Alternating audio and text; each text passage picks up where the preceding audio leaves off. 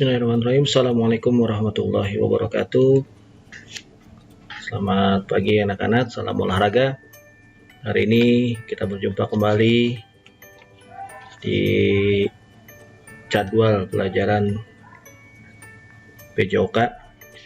Dan pada hari ini kita akan membahas mengenai bab 4, yaitu tentang pencak silat.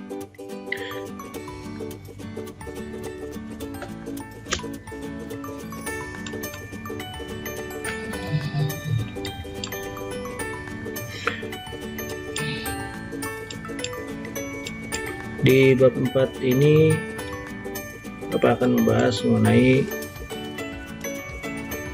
pencak silat, yaitu diantaranya unsur pencak silat, istilah-istilah dalam pencak silat, dan gelanggang atau perlengkapan dalam pertandingan pencak silat. Juga nanti akan ada dasar-dasar gerakan dalam pencak silat. Ini ada beberapa contoh. Ini lambang IPSI, yaitu Ikatan Pencak Silat Seluruh Pikiran Pencak Silat Indonesia.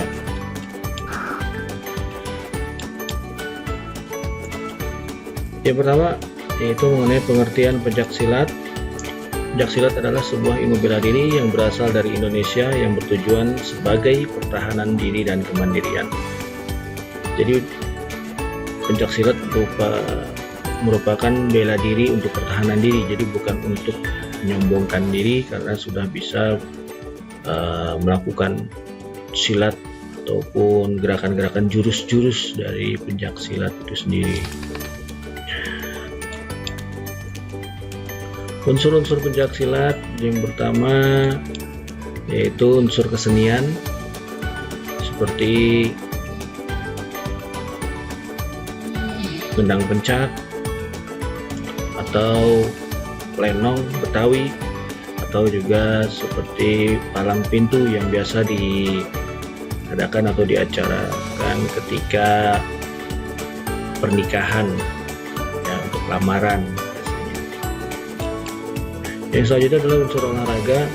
Gerakan-gerakan dari pencak silat itu bertujuan untuk melatih fisik kita agar kuat dan terbiasa dengan gerakan-gerakan cepat, dan juga biar tubuh kita bisa lebih sehat.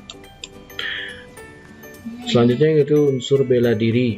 Nah, di sini juga dari jurus-jurus tersebut merupakan pertahanan diri. Jadi ketika kita berlatih pencak silat, tujuan kita adalah untuk membela diri kita dari gangguan-gangguan orang yang tidak bertanggung jawab. Tidak harus laki-laki yang harus bisa bela diri, tapi perempuan juga boleh untuk belajar pencak silat, karena gerakan-gerakan pencak silat ini sudah disesuaikan dengan masing-masing kemampuan fisik, baik laki-laki ataupun perempuan. Selanjutnya itu unsur persaudaraan menuju persatuan dan pendidikan mental rohani. Nah, biasanya kalau yang sudah bisa olahraga atau sudah bisa pencak silat ini timbul rasa percaya diri dalam dirinya karena dia merasa bisa membela dirinya sendiri.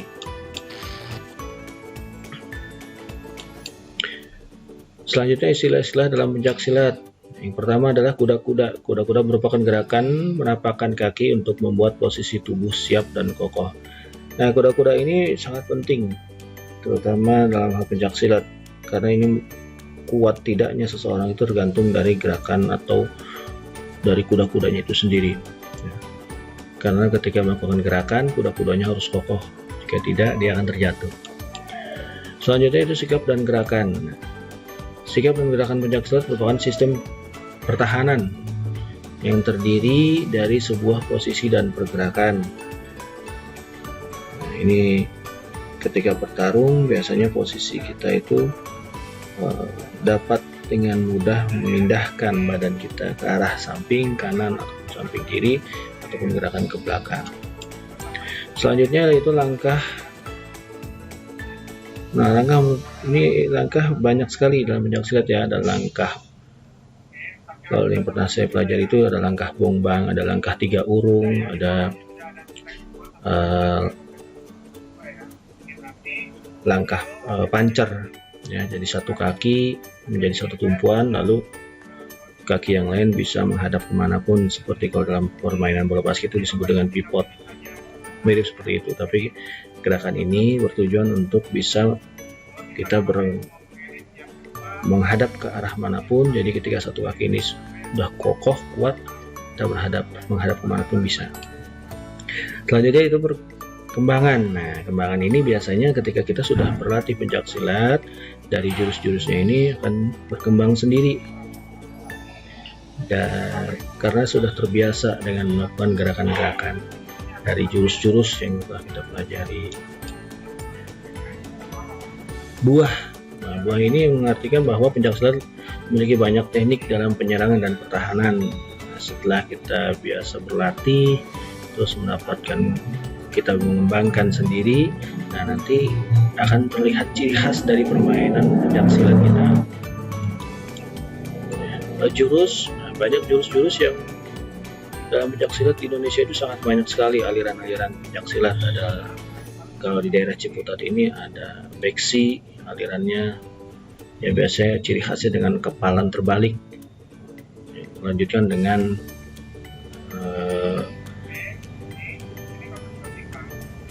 jurus jalan 6, ya ciri khasnya dengan bunyi-bunyian dari pukulan dari tangan ataupun gerakan kaki. Dan terus juga ada kapak suci, merpati putih, ya juga ada cimande. Itu banyak sekali jurus-jurus yang dan macam-macam sekali. Ya, silahkan mana yang dipelajari, ya pastinya tujuannya adalah untuk bela diri dan bukan untuk menyombongkan diri.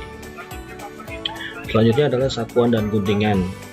Adalah sebuah teknik dalam menjatuhkan lawan dengan cara menyerang posisi kuda-kuda musuh, baik dengan menendang ataupun menjepit kaki musuh. Nah, inilah kenapa yang pertama ini istilahnya disebut dengan yang pertama itu kuda-kuda. Jadi kuda-kuda itu harus kuat. Nah, ketika melihat musuh sudah melakukan persiapan untuk melakukan sapuan ataupun guntingan, dan apabila kuda-kuda kita kuat, itu tidak akan bisa tersapu. Atau ketika kita sudah siap, kuda-kuda itu selalu siap, maka ketika musuh melakukan guntingan ataupun sapuan, kita dapat menghindarinya dengan mudah. Itu baik dengan cara lompat ataupun dengan cara tangkisan dari kaki tersebut. Selanjutnya adalah kuncian, merupakan teknik yang digunakan dengan tujuan untuk membuat lawan tidak berdaya. Nah, ketika sudah melakukan kuncian, orang tersebut dia akan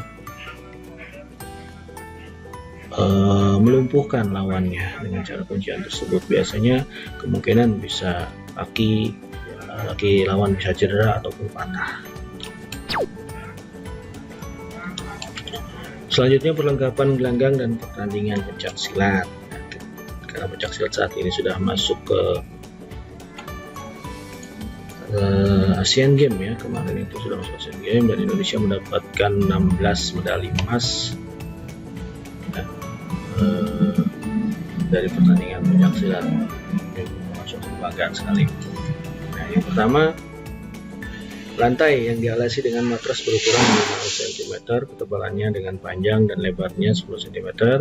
Masing-masing biasanya matras tersebut berwarna hijau muda dengan garis putih tebal 5 cm. Bidangnya dibentuk menyerupai lingkaran dengan diameter 8 cm dan lingkaran sisi tengah diameternya 3 cm. Jangan lantai ini ya. Kalau dalam pencaksilat itu memang lantainya paling tidak harus berupa matras, ya. Jangan berupa lantai keramik, karena sangat berbahaya sekali ketika pertandingan itu. Ya, ketika pertandingan bisa saja terjadi kecelakaan, baik apakah itu ketika disapu atau dibanting, ya, bisa terjadi patah tangan ataupun patah leher. Itu sangat berbahaya sekali. Oleh karena itu lantainya itu harus bermatras. Selanjutnya penyediaan meja dan kursi untuk pertandingan. Ini biasanya digunakan untuk wasit ataupun pelatih. Penyediaan meja dan kursi untuk wasit. Formulir pertandingan, ya, biasanya pemain siap untuk melakukan pertandingan Sudah siap, maka dia mengisi formulir gong, bel, dan jam pertandingan, waktu ya untuk mulai pertandingan, penyediaan lampu babak ya, penyediaan lampu isyarat merah, kuning, dan biru, penyediaan bendera kecil dan warna merah biru. Nah, itu artinya menunjukkan sisi merah dan sisi biru, dan alat timbangan ya. Alat timbangan ini tujuannya adalah untuk menimbang peserta, karena semakin berat peserta tersebut maka bobot pukulan pun akan semakin besar. Jadi jika pesertanya beratnya 50 kg, maka lawannya pun tidak boleh melebihi dari 50 kg gitu. Selanjutnya perlengkapan pertandingan dalam pencaksilat. Pertama, pakaian yang digunakan untuk pertandingan dengan warna hitam dan sabuk putih serta badge IPSI di kiri. Tadi guys baru kita jelaskan mengenai IPSI itu merupakan Ikatan Pencaksilat Indonesia ya. Lambangnya tadi sudah perlihatkan di awal, untuk lambang IPSI. Jadi yang dipertandingkan atau yang bisa ikut pertandingan dalam pencaksilat itu harus silat atau pencaksilat yang sudah tergabung di IPSI. Kalau yang belum tergabung itu dia nggak bisa ya, karena mungkin belum terdaftar ataupun jurus-jurus baru ya, belum bisa, jadi harus terdaftar dulu di IPSI. Selanjutnya ada body protector yang berwarna hitam ya, sesuai standar IPSI ya. Gum seal dan terakhir pelindung persendian, biasanya ada di bagian dengkul ataupun bagian dengkul biasanya. Selanjutnya gerakan dan atau teknik dalam pencaksilat. Yang pertama elakan, lihat seperti ini. Yang kedua adalah tangkisan. Nah, ini gambarnya. Ini gerakan elakan menghadap, elakan ke samping, elakan angkat kaki, dan elakan sila. Elakan itu maksudnya ketika musuh menyerang kita mengelak, bukan menangkis ya. Artinya beda dengan menangkis. Nah, kalau tangkisan seperti ini. Tangkisan ketika ada pukulan, kita tangkis dalam, ada tangkisan dalam, ada tangkisan luar, ada tangkisan atas, dan tangkisan bawah. Artinya ketika ada musuh menyerang dengan pukulan, tangan yang dipukulkan itu kita tangkis. Nah, kalau elakan kita hanya sekedar mengelak, itu tidak ditangkis, menghindar lah.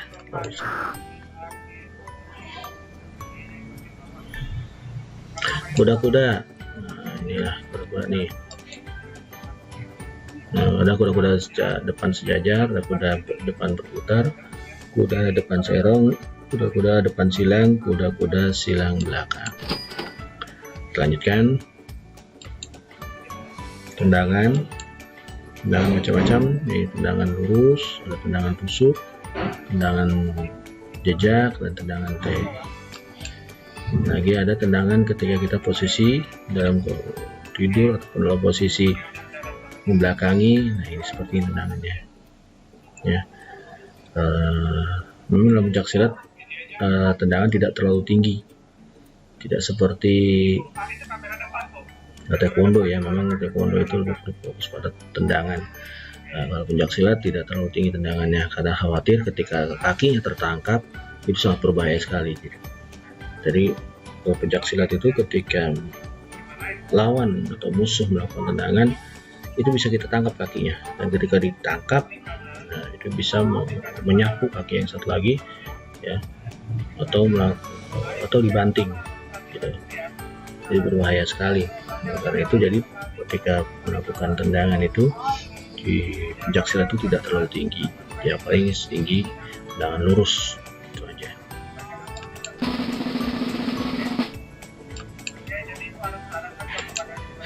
Selanjutnya ada sapuan. Ini sapuan biasanya terjadi ketika untuk menumpukan lawan atau menjatuhkan lawan. Nah, ini ada sapuan tegak, ada sapuan sabetan, atau sapuan rebah. Jadi kalau posisi hanya kita mengayunkan kaki, ada yang sabet. Ketika ada kaki musuh, kita langsung tarik sabet ya, bisa agar musuh jatuh. Ketika musuh sudah jatuh, biasanya kalau dalam pencaksilat itu kemungkinan besar sudah kalah ataupun lumpuh, kecuali dia bisa melakukan tendangan dalam posisi terlentang ataupun tiduran.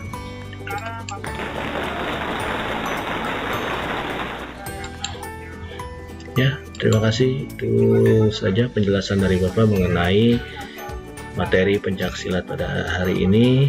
Mudah-mudahan bermanfaat. Silahkan dipelajari kembali mengenai pencaksilat. Jika ada yang sudah belajar mengenai pencaksilat, tetap semangat dalam latihannya. Ingat, jangan sombong ketika sudah bisa melakukan pencaksilat. Oke, terima kasih. Assalamualaikum warahmatullahi wabarakatuh.